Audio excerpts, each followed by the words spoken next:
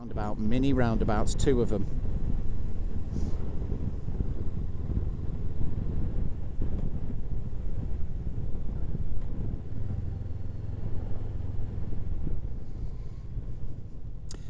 Oh, turn right, turn right, turn right, turn right.